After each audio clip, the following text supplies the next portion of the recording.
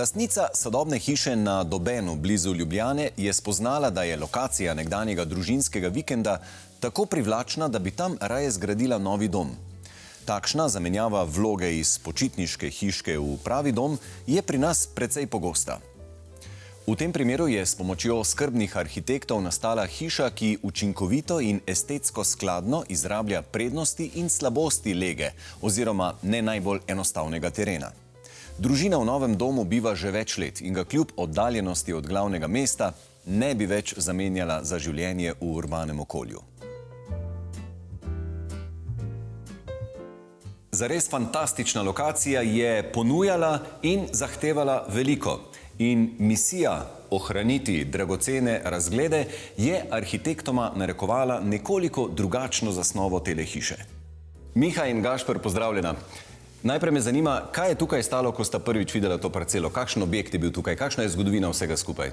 Na tej parceli je stal, enostavno povedano, tipični vikend. Vikend hiška malih dimenzij z špičasto strehco, ki je značilna tipologija za to naselje Dobeno, vendar se je tako izkazalo, da v takšen objekt ne bomo mogli vtkati zgodbe, kot so si jo zamislili naročniki. Enostavno je tisti objekt bil premajhen. Objekt je imel sicer tudi neko svojo zanimivo zgodovino, je bil objekt čebelarja, ki je imel tukaj tudi svoje čebele. Se pač nahajamo v okolju, ki je obdan z gozdom, s krasnim razgledom proti Ljubljanski kotlini, polno nekih travnikov. Tako da to so bila mogoče neka izhodišča na začetku. Hkrati je parcela oziroma sama mikrolokacija postavljena nekoliko v breg, kar je bil tudi nek dodaten izziv. In kako je ta čudovita lokacija potem vplivala na samo oblikovanje objekta?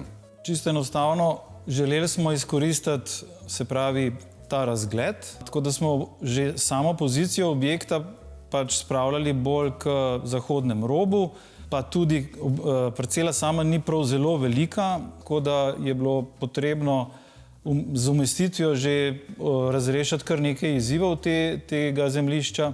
Potem je pa naslednja stvar ta vertikalni prirastek, se pravi, da je vse skupaj v breg. To je bila pa tudi stvar tega, da smo koncipirali samo organizacijo hiše v dve učinkoviti etaži, ki lahko sodelujeta ali pa delujeta čist samo po sebi. Vsekakor pa z objektom, pa tudi pozicijo objekta v zemljišču, smo se trudili ne preveč zapolniti te parcele. Se pravi, ker mogoče pri gradnji okoliških hiš vidimo ravno ta pojav, da hočejo čim več izkoristiti, izvleči iz parcele bivalnih površin. Mi pa smo pravzaprav skušali ohraniti nek paspartu, nek čisti zračni rob okrog hiše. Iz besed arhitektov lahko razberemo, kako pomembno je pravilno razumevanje prostora, na katerega želimo postaviti nov objekt. Še posebej, kadar nas relief in oblika zemljišča omejujeta pri izbiri položaja gradnje.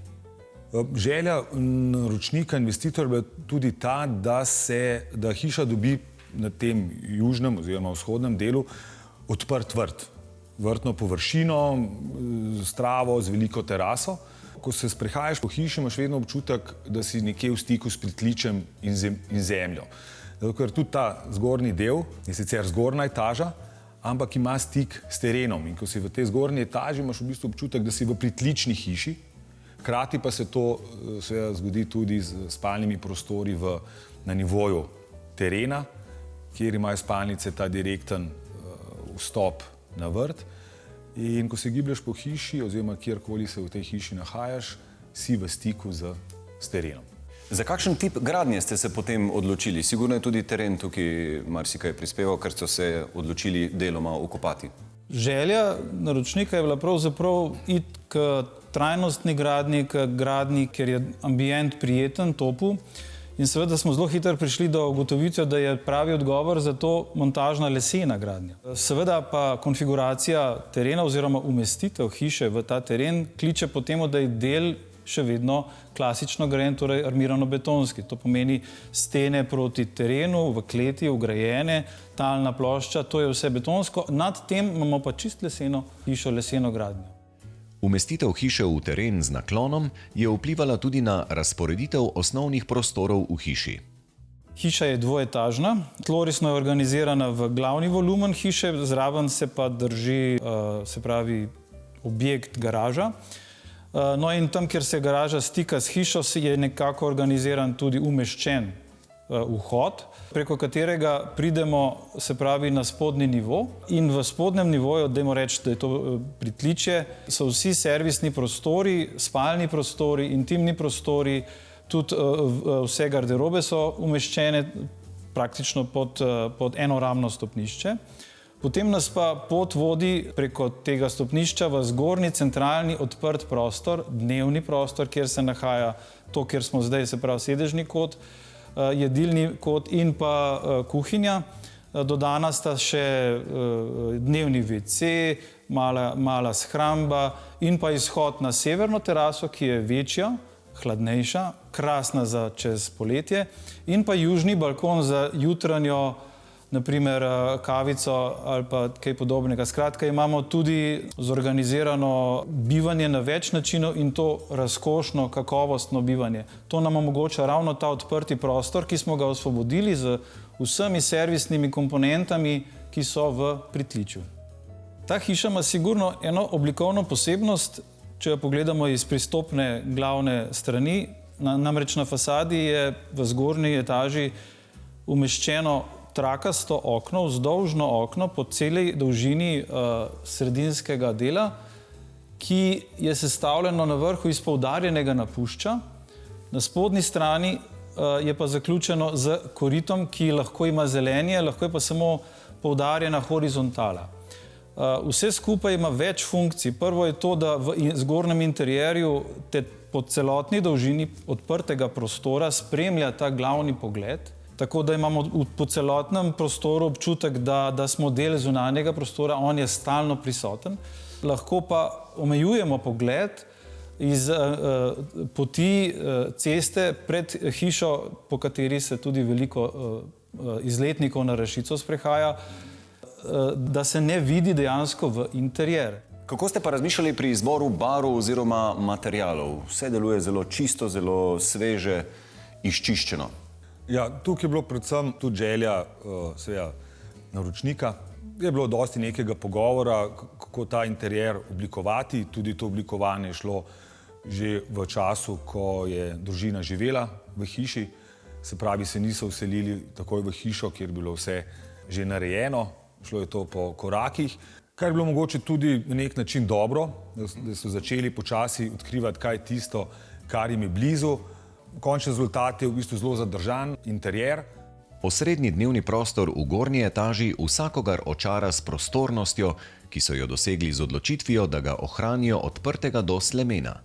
Pri tem sta se arhitekta odločila za drzno potezo, da mora biti slemenski nosilec v enem kosu kljub izjemni dolžini.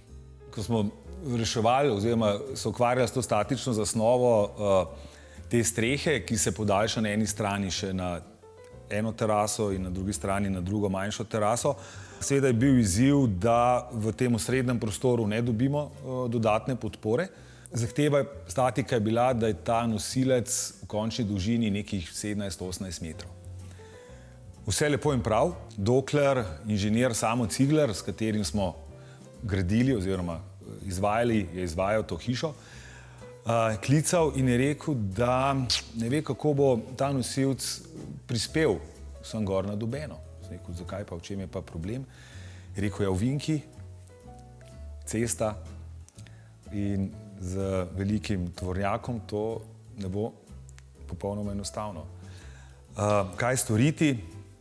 No, Samo se je toliko angažiral, da je naredil neko simulacijo in uspelo nam je pripeljati ta nosilec v enem kosu na Dobeno. Ampak je šlo na centimetre. Ja.